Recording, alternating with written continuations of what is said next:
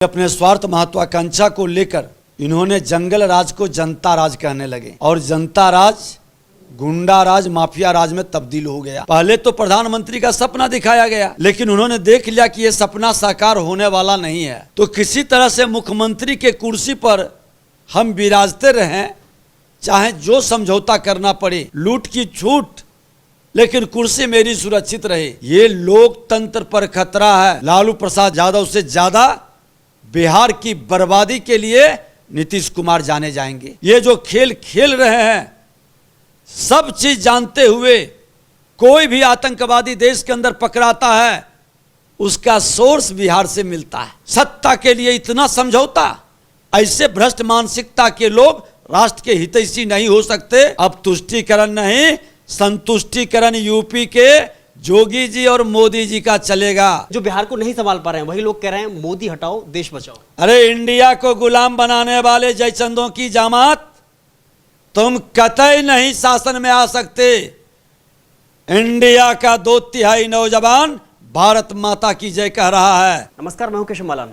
बिहार में जंगल राज किसी से छिप नहीं रहा है। कभी पत्रकार की हत्या, तो कभी दरोगा की हत्या, तो कभी रिटायर्ड शिक्षक की हत्या। आज इसी खास मुद्दे पर बातचीत करने के लिए हमारे साथ मौजूद हैं विधानसभा के पूर्व अध्यक्ष और वर्तमान में नेता प्रतिपक्ष विजय कुमार सिन्हा जी। सर, बहुत बहुत स्वागत है आपका खबर इंडिया पर। बिहार में जंगल राज सबको दिखाई दे रहा है, लेकिन उसी के साथ में जब मीडिया पूछती है नीतीश बाबू से, तो कहते हैं कहाँ, सब ठीक तो है। देखिए, माननीय मुख्यमंत्री जी उसी जंगल राज से लड़ने के लिए उनकी राजनीतिक बिहार में आगमन हुआ। श्रद्धेय अटल बिहारी वाजपेयी जी उनको सुशासन स्थापित करने के लिए बिहार भेजे थे। भारतीय जनता पार्टी बहुमत में रहते हुए चाणक्य बनकर इनको चंद्रगुप्त बनाया था, लेकिन अपने स्वार्थ महत्वाकांक्षा को लेकर इन्होंने जंगल राज को जनता राज कहने लगे और जनता राज गुंडा राज माफिया राज में तब्दील हो गया। क्योंकि जंगल राज का जो पुरोधा था, उन्होंने समझा कि मुख्यमंत्री मेरे कार्यों को सराह रहे हैं।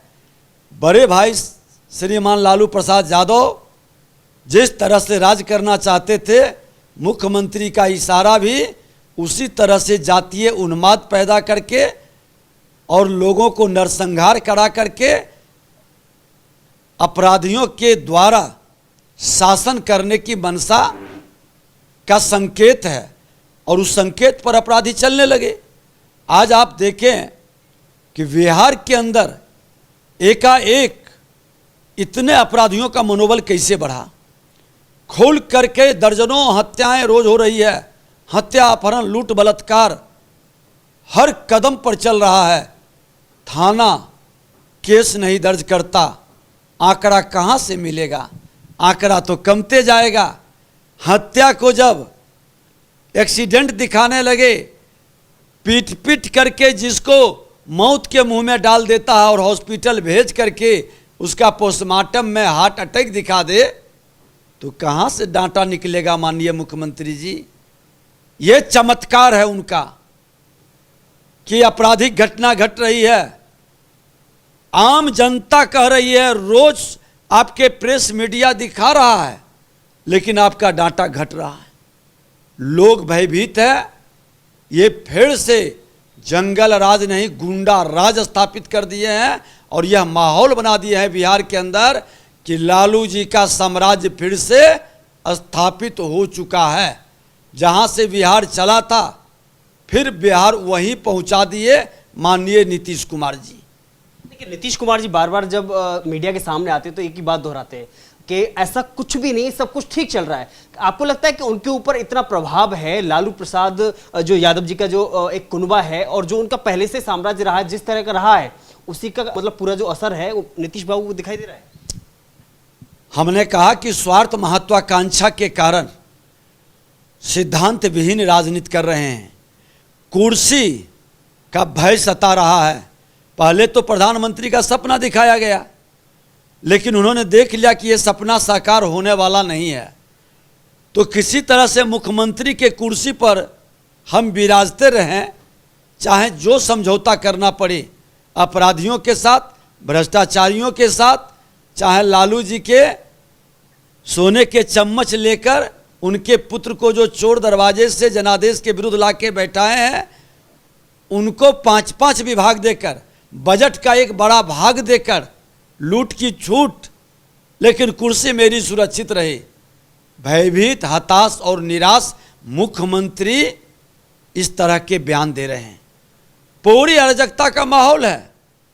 आप देखेंगे कि बिहार के अंदर प्रशासनिक अराजकता चरम पर पहुंच रही है और इतिहास गवाह रहा है कि जब जब प्रशासनिक अराजकता चरम पर पहुंचा है, अपराध भ्रष्टाचार का साम्राज्य स्थापित हुआ है। और आज बिहार में वही स्थिति बन गई है। मुख्यमंत्री कुर्सी के लिए डरे सहमे हैं, समझौता कर रहे हैं। बिहार की जनता हताश, निराश, कहाँ न्याय के लिए जाएं? थाना केस नहीं लेता है, कार्रवाई नहीं करती है। विपक्ष के नाते मैं हर जगह जाकर के प्रयास करते हैं आंसू पोंछने का और विपक्ष की आवाज़ को भी दबाने का। जो प्रेस मीडिया सच को दिखाता है उस पर एफआईआर कर देना, उसको जेल भेजने की धमकी देना, और एक आध घटना में तो जेल भेज करके उन्होंने अपने को बहुत बहादुर समझ बैठे और लोगों को उसी का उदाहरण देके भयभीत कर रहे हैं। ये लोकतंत्र पर खतरा है। ये अघोषित आपातकाल बिहार के अंदर लगाए हुए हैं। देखिए, जिस पुलिस प्रशासन पर कानून का पालन कराने की जिम्मेदारी है, उन्हीं के आला अधिकारी लालू प्रसाद जैसे अपराधी के पीछे छाता लेकर के खड़े हुए हैं। मैं तो कहा कि ये जंगल राज के जो नायक हैं, उनके साम्राज्य को फिर से स्थापित इनके छोटे भाई नीतीश कुमार जी कर रहे हैं। अपने कुर्सी के लिए हर समझौता कर रहे हैं। बिहार की जनता क्या माफ कर पाएगी इनको? जिन लोगों का बलि चढ़ा, लहू बहा, हर समाज के लोग उस जंगल राज से लड़ करके अपना बलिदान दिया। हमारा युवा पलायन किया, कई परिवार बिहार छोड़कर बाहर में जाकर के जीवन यापन करने लगा। आज इन तमाम लोगों की भावनाओं को मुख्यमंत्री नीतीश कुमार कुचले हैं, सबको आहत किए हैं। लालू प्रसाद यादव से ज़्यादा बिहार की बर्बादी के लिए नीतीश कुमार जाने जाएंगे और नीतीश कुमार जी की हताशा और निराशा 24 पार नहीं कर पाएगा, नहीं बचा पाएंगे कुर्सी। जाना तय है, क्योंकि ये जो पाप कर रहे हैं उस पाप का फल इनको अवश्य मिलेगा। बिहार में हम लंबे समय से देख रहे हैं लगातार जो घटनाएं सामने आ रही, चाहे तो कोई आतंकवादी घटना हो, चाहे आतंकियों के पास से 2047 का मॉड्यूल पाए जाना जिसमें इस्लामिक स्टेट की बात कही जाती है हिंदुस्तान को बनाने की, या फिर हम बात करें पाकिस्तान जिंदाबाद के नारे लगना, या फिर आए दिन कोई ना कोई आतंकवादी वहां से हिरासत में लिया जाना, गिरफ्तार किया जाना। आपको लगता है कि जो काम पहले उत्तर प्रदेश की धरती से होता था, आज ऐसे ही अपराधियों, आतंकियों को पनाहगाह एक बिहार की धरती बन गई है? देखिए, सत्ता के लिए जब समझौता होता है तो तुष्टीकरण की राजनीति चरम पर पहुंचती है। और आज तुष्टीकरण की राजनीति में पदाधिकारी में एक बड़े पदाधिकारी को बैठाया गया लंबे दाढ़ी के साथ कि लोग देखे तो समझे कि हमारे सरकार है। और ये तुष्टीकरण की राजनीति में पीएफआई, इतने मदरसे, फॉल्स मदरसे जिसमें सरकार के फंडिंग पूरा दिया गया। बार बार मैंने नेता प्रतिपक्ष के नाते मांग किया कि जांच करिए, जो दोषी होंगे, लंबे दाढ़ी वाले या छोटे दाढ़ी वाले या बिना दाढ़ी वाले, उसके चेहरे के नकाब हट जाएंगे। जांच नहीं हुई। ये सरकार खुल करके ये आतंकवादियों का चारागाह बिहार को बना दिया। पीएफआई के माध्यम से सीमावर्ती क्षेत्र में आज हिंदुओं के पलायन के लिए लव जिहाद के साथ साथ उसके धार्मिक रामनवमी जैसे जुलूस पर भी पत्थरबाजी, बम बार्डिंग, एक भय का वातावरण। दरभंगा के अंदर हमारे दलित समुदाय, पासवान समुदाय के गणेश पासवान के 100 जलाने को रोक दिया गया। मुहर्रम का झंडा गड़ दिया स्मशान में और उसके 100 पर पेशाब कर दिया, लाठी से पीटा। उसकी बहू ने, जब हम मिलने गए थे, रो रो करके जो विषय रख रहे थे सोशल मीडिया में वो प्रचारित है। प्रशासन ने एफआईआर तक नहीं उस समय तक लिया था। किस तरह से तुष्टीकरण की राजनीति में उसे संरक्षण मिल रहा है। एक खास समुदाय का ये 1 वर्ष के अंदर महागठबंधन की सरकार में मनोबल इतना चरम पर कैसे पहुंचा। बिहार शरीफ हो, सासाराम हो, आज भागलपुर के अंदर हो, पूर्णिया हो, कटिहार हो, अररिया हो, खुल करके सीमावर्ती क्षेत्र में दरभंगा में जो खेल खेला जा रहा है, मिनी पाकिस्तान बनाने के जो चल रहे हैं एजेंडा, प्रत्यक्ष या अप्रत्यक्ष तुष्टीकरण की राजनीति में शासन प्रशासन में बैठे लोग संरक्षित कर रहे हैं। हमने मांग किया कि उच्च स्तरीय जांच कराइए, ये तमाम घटनाओं का सीबीआई से या हाईकोर्ट के सिटिंग जज से सच सामने आ जाएगा। लेकिन सरकार जब संरक्षक हो तो जांच कौन कराएगा। बिहार और बंगाल को मिनी पाकिस्तान का रूप में बदलने का जो खेल चल रहा है, सत्ता की राजनीति के संरक्षण में, सत्ता के लिए, ये दुखद और दुर्भाग्यपूर्ण है। लेकिन नीतीश कुमार वही जिनको आंखों से दिखाई नहीं देता, या फिर अंधे बन करके उन्हें केवल प्रधानमंत्री की कुर्सी दिखाई दे रही है। धृतराष्ट्र को पता था कि महाभारत में वंश साफ हो जाएगा, लेकिन सत्ता और कुर्सी के लिए अपने पुत्र मोह में वंशवादी मानसिकता को लेकर के ये श्रीमान लालू प्रसाद यादव और नीतीश कुमार धृतराष्ट्र की भूमिका में है। बिहार बंगाल के अंदर जो सत्ता में बैठा है वो जानता है कि इसका क्या दुष्परिणाम निकलेगा तुष्टीकरण की राजनीति का। उसके बावजूद ये जो खेल खेल रहे हैं, सब चीज जानते हुए कोई भी आतंकवादी देश के अंदर पकड़ाता है, उसका सोर्स बिहार से मिलता है। कोई भी आतंकवादी का चारागाह पनाहगार बिहार बनता है। सत्ता में बैठे लोग को धिक्कार और शर्म लगनी चाहिए कि आप राष्ट्र के हित में काम कर रहे हैं, संविधान के हित में काम कर रहे हैं, या बांग्लादेशी और पाकिस्तानी सरकार के एजेंडा को स्थापित कर रहे हैं। हम तो यही जांच की मांग कर रहे हैं। सत्ता के लिए इतना समझौता, ऐसे भ्रष्ट मानसिकता के लोग राष्ट्र के हितैषी नहीं हो सकते, और ऐसे लोग पर समय रहते कार्रवाई होनी चाहिए। बिहार की जनता सबक सिखा देगी इनको। 3 उपचुनाव हो गया, बड़े मन मिजाज के अंदर था कि गोपालगंज में भी तुष्टीकरण वाले की संख्या काफ़ी है, हमारे गठबंधन को जिता देगा, हार गए। कुर्नी मुजफ्फरपुर में भी हरा दिया। 8 दल के 7 दल के लोग थे, क्यों चुनाव नहीं जीत पाए। बिहार की जनता इनके तुष्टीकरण को समाप्त करेगा और प्रधानमंत्री जी के संतुष्टीकरण पर मुहर लगा दी है। अब तुष्टीकरण नहीं, संतुष्टीकरण यूपी के जोगी जी और मोदी जी का चलेगा। ये तुष्टीकरण की राजनीति वाले की दुकान बंद होगी। 2 बड़ी घटनाएं मैं आपका ध्यान आकर्षित कराना चाहूँगा, जिसमें अभी हाल ही में जो एक पत्रकार हैं उनकी हत्या की जाती है सुबह सुबह घर से बाहर निकाल करके, और दूसरी घटना जिन पर फर्जी मुकदमा लगा करके मनीष कश्यप के खिलाफ में उन्हें जेल में डाला जाता है। क्या लगता है कि जो लोग लोकतंत्र की दुहाई दे रहे हैं, लोकतंत्र की हत्या की बात कह रहे हैं, वही लोकतंत्र में पत्रकार, जो आज़ाद पत्रकार हैं, उनको जेल में डाल दे रहे हैं? क्या मनीष कश्यप के लिए आपने कभी आवाज़ उठाई?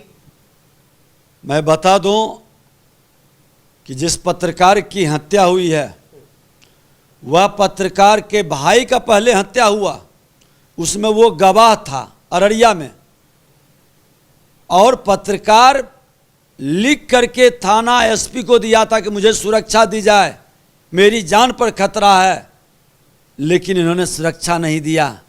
वो जिस समाज से आते थे, यादव समाज से, राजद के लोगों तक सुरक्षा की गुहार लगाया, लेकिन किसी ने नहीं सुना, क्योंकि वहाँ पर इनको लगता था कि मेरा तुष्टीकरण का वोट काफ़ी है। आज उसकी हत्या हो गई। आज दरभंगा के अंदर, गोपालगंज के अंदर, मुजफ्फरपुर के अंदर, अररिया के अंदर, पूर्णिया के अंदर, कटिहार के अंदर कई ऐसे यूट्यूब चैनल हमको वाले लोग मिले जिसको प्रशासन धमकी देता है कि अगर जो दिखाओगे तो जेल भेज देंगे। और जिस मनीष कश्यप की बात कर रहे हैं, माननीय न्यायालय का मामला है, मैं ज़्यादा कुछ नहीं कहूँगा, लेकिन उसके माध्यम से फुंसी को भोकंडर बनाया गया, एक भय पैदा करने का खेल खेला गया। ये इतना मामला बड़ा नहीं था। मैंने तो खुद सदन के अंदर मांग किया था मुख्यमंत्री से कि जो मामला आया है तमिलनाडु का उसकी उच्च स्तरीय जांच हो, सच को सदन के अंदर बता दें। मुख्यमंत्री ने एक टीम भी भेजी थी, वो टीम का रिपोर्ट आज तक सभा पटल पर नहीं आया। लेकिन जिस तरह से लगा कि एक बड़े आतंकवादी को एक प्रेस मीडिया के, सोशल मीडिया के लड़के को जिस तरह से परेशान किया, माननीय न्यायालय से उम्मीद है कि न्याय मिलेगा। लेकिन सरकार ने जो भूमिका निभाई है, ये भूमिका किसी आतंकवादी के विरुद्ध, किसी उग्रवादी के विरुद्ध, किसी अपराधी के विरुद्ध निभाता तो जनता के मन में सरकार के प्रति विश्वास जगता। लेकिन इनको तो आतंकवादी, उग्रवादी, अपराधी, ये तो इनके जमाई के रूप में हैं, जमाई की तरह उसके पोषण करते हैं। सदन में कहते थे कि भाजपा के हैं 3 जमाई, ईडी, सीबीआई और इनकम टैक्स। लेकिन हम तो कहते हैं कि इन विरोधी जो ये आवाज और नारा लगाते हैं, इनके हैं 3 जमाई, आतंकवादी, उग्रवादी और अपराधी।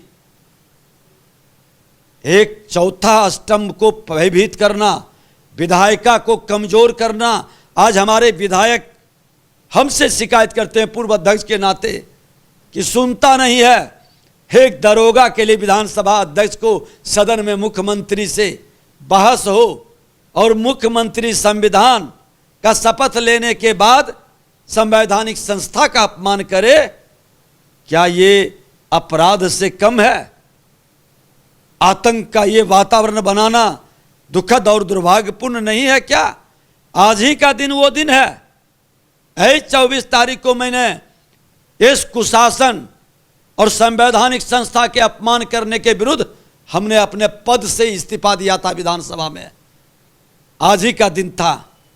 और ये संवैधानिक संस्था का सम्मान जो नहीं करते हैं, जिनको संविधान में विश्वास नहीं है, जो विधायिका, कार्यपालिका, न्यायपालिका, पत्रकारिता का अपमान करके भयभीत करते हैं, ये लोग राष्ट्र के हितैषी कतई नहीं हो सकते। लेकिन जो लोग संविधान की दुहाई दे रहे हैं या फिर लोकतंत्र हत्या की बात कर रहे हैं, जो बिहार को नहीं संभाल पा रहे हैं, वही लोग कह रहे हैं मोदी हटाओ, देश बचाओ। ये कौन लोग हैं? INDIA, ये वही धर्मनिरपेक्षता के पालन करने वाले लोग हैं जो इंडिया कहते हैं, क्योंकि इनका चेहरा दागदार है। ये भ्रष्टाचारी, वंशवादी, जुल्मी, जमींदारी मानसिकता के लोग हैं।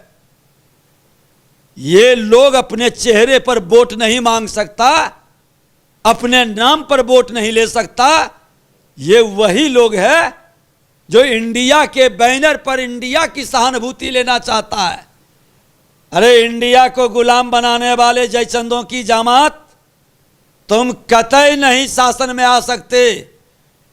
इंडिया का 2/3 नौजवान भारत माता की जय कह रहा है, और मां भारती के धरती पर हर जाति, धर्म, भाषा, क्षेत्र सबके लोभ सीना तान कर जो भारत को चंद्रमा पर पहुंचा दिया, विश्व का पहला देश बना दिया, जो भगवान राम को गुलामी की परतंत्रता से मुक्त करके राम राज की स्थापना का संकल्प को साकार कर रहा है, जो एक भारत श्रेष्ठ भारत, कश्मीर से कन्याकुमारी तक का झंडा लहरा दिया, वही मोदी आएगा, कोई नहीं रोक पाएगा।